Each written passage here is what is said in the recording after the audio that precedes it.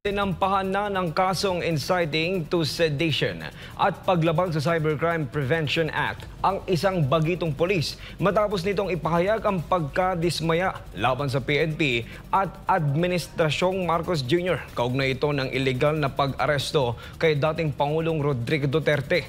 Si Paul Montibon sa report. Kinasuhan ang pulis na si Patrolman Francis Steve Talion Fontillas sa kanyang Facebook Live kasi tahasan niyang kinundina ang umano'y maling paraan ng pagdakip kay dating Pangulong Rodrigo Duterte. Maliban dyan, hinimok pa niya ang mga kapwa pulis na lumantad laban anyay sa maling pamamalakad ng PNP at ng Administrasyong Marcos Jr. Bukod sa kasong inciting to sedition, mahaharap din si Fontillas sa kasong paglabag sa Cybercrime Prevention Act. Sa gitna ng umuugong na kontrobersiya, lumalabas na hindi lang ito simpleng opinyon na inilabas ni Patrolman Fontillas, kundi isang direktang hamon sa institusyong kanyang kinabibilangan. Sa kanyang viral na rant video, hayag ang kwenesyon niya ang proseso ng pag-aresto kay dating Pangulong Rodrigo Duterte at tinawag pang walang alam sa batas ang kasalukuyang administrasyon. Ayon kay Fontillas, hindi siya sang-ayon sa paraan ng pag-aresto kay Duterte at pagdala sa dating presidente sa International Criminal Court o ICC sa The Hague, Netherlands. Hindi nyo sinunod yung batas ng ICC. Ang sabi sa ICC, pagkatapos yung maaresto yung isang tao, dapat dalhin nyo siya sa competent judicial authority, mga kasama. Competent judicial authority. Pero anong sabi ng administrasyon? Anong sabi ng administrasyon regarding that? Ang sabi nila, competent authority daw yung, competent judicial authority daw yung DOJ na nandun. Na yan, anong klaseng pag-iisip yan, mga kasama? Paano naging competent judicial authority yung DOJ? Ang DOJ, mga kasama, is considered as quasi-judicial. Quasi-judicial lang siya. Hindi siya fully competent judicial authority. Ang ibig sabihin po ni Patrolman ay competent judicial authority. Dapat po ay sa korte dinala si PRRD. Ang problema, ni-railroad na naman yung pag-aresto. Sabi ng DOJ, sila yung competent judicial authority. Bakit? Korte ba ang DOJ? Dagdag pa ni Fontillas, tila walang alam sa batas ang administrasyon ngayon, ipinagmamalaki niyang bagamat isa lamang siyang patrolman, mas nauunawaan niya kung ano ang tama at mali. Bangag talaga tong mga to, no? Walang alam sa batas. Kawawa naman ang Pilipinas kung ganyan. Ako, patrolman lang ako, mga kasama. Hindi ako abogado, pero may alam ako sa batas. Hindi ko naman sinasabing alam ko lahat, pero may alam ako sa batas. Judicial authority is a court. Villamor Air Base is not a court. And DOJ is not a court. Sa kabila ng kanyang mga pahayag, nilinaw naman ni Fontillas na wala siyang kinakampihang sino man. Para sa kanya, may mali sa pag-aresto kay Duterte at ito lamang ang kanyang ipinaglalaban. Clarification lang. Hindi ako maka-Marcos, hindi rin ako maka-Duterte. Ang akin lang, ang sinasabi ko lang is mali yung pagka-aresto kay Duterte. Kapag unlawful yung pagka-aresto sa kanya, ang mangyayari sa kanya, magiging invalid yung arrest niya. Ibig sabihin, kapag invalid yung arrest niya, mapapawalang bilanggo siya. Pwede siyang pabalikin sa Pilipinas. Sa panig ng PNP, mariin nilang kinundina ang mga pahayag ni Fontillas. Ayon sa kanila, ito ay isang paglabag sa ethical standards ng pagiging isang pulis. Samantala, lumalabas na nag-awol si Fontillas simula pa noong Marso 6.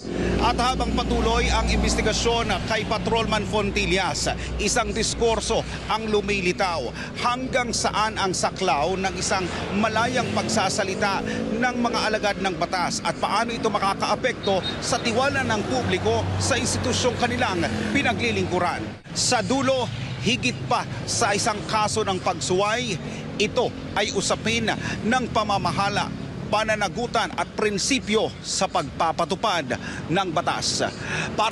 Napakalinaw, mas alam pa ng patrolman ng batas ang tamang pag-aresto Ang ginawa ng administrasyon, pinalipad kaagad si PRRD sa dahig. Kahiya-hiya talaga ang ginawa ng DOJ, CIDG at ang Office of the President. Kinakailangang proseso na idaan muna sa local judicial authorities ang pagpapaaresto kay dating Pangulong Rodrigo Duterte. Hindi nasunod ayon sa isang international law expert. Si Cresaring Gatarong magbabalita.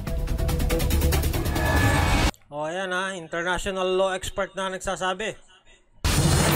Makaraan ang unang pagharap ni dating Pangulong Rodrigo Duterte sa International Criminal Court o ICC, puspusan ang paghanda ng kanyang defense team para sa susunod na pagdinig sa Setyembre. Mababatid na marami ang kumwestiyon sa naging paraan ng Philippine National Police o PNP sa pag-aresto sa dating Pangulo. Para sa nakararami, iligal ang kanilang naging proseso. Para sa isang international law expert na si Attorney Matthew Irasca, kung titignan ang Rome Statute, pati na rin ang lokal na batas ng bansa, ang Republic Act 9851, ang pinakakritikal na proseso na kailangang idaan muna ito sa local judicial authorities o competent judicial authority ay hindi nasunod. Kasi doon sa pag-aresto ng ating dating Pangulo, nakita naman natin nung mga nakaraang araw kung ano yung prosesong ginawa ng PNP. Hindi po ito issue kung lehitimo or meron talagang jurisdiction ang ICC. Nakabinbin na po sa korte yung issue na yan. Pero kung sa ating maobserbahan, ang kitang-kita po, hindi nasali ang ating hudikatura sa proseso ng pag-aresto. Base naman sa confirmation of charges, dito titignan kung mayroon bang substantial grounds to proceed to trial ang dating Pangulo. Paliwanag ni Irasga, ipapresenta ng prosecutor kung mayroong sufficient evidence para ma-justify ang trial. Kumbaga po, nasa pre-trial stage pa tayo nung kaso kasampa laban sa dating Pangulo doon sa ICC. Batay sa ulat, pangungunahan ng British-Israeli lawyer na si Nicholas Kaufman ang defense team ni dating Pangulong Duterte na may mga hinahawakan na ring high-profile clients na napalaya ng ICC. Ayon kay Atty. Irasga, kung mayroon kang abogado na accredited ng ICC o kasama ng kanilang ICC list of lawyers at mayroon na ring karanasan na humawak ng ganitong klaseng kaso, ay malaking tulong niya ito sa panig ng depensa. So magaling palang defense lawyer ni PRRD. Sanay na at may mga napadismiss ng kaso sa ICC.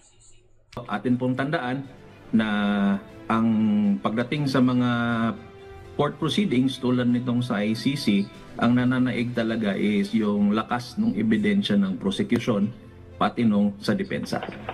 Ibinahagi naman ng eksperto na kung titignan ng Rome Statute, may tatlong malaking bahagi ang proseso ng paglilitis sa ICC. Sa kasalukuyan, nasa tinatawag tayo na pre-trial stage hanggang sa confirmation of charges sa 23 ng Setyembre ngayong taon. Matapos kung makita ng pre-trial chamber na meron pong sufficient grounds to proceed, then magpo-proceed ito sa trial, and matapos ang trial, meron pa rin pong appellate stage. So ito yung tatlong main stages po ng proceeding sa ICC. Para sa Diyos at sa Pilipinas kong mahal, Cresaring Gatarong, SMNI News. So hintayin po natin kung ano mangyayari sa September. Pero sabi ho ni Attorney Harry Roque, hindi na sila maghihintay ng September eh. Iwa-workout nila na ma-dismiss kaagad yung kaso. So abangan po natin ang mga latest update dyan. Salamat po.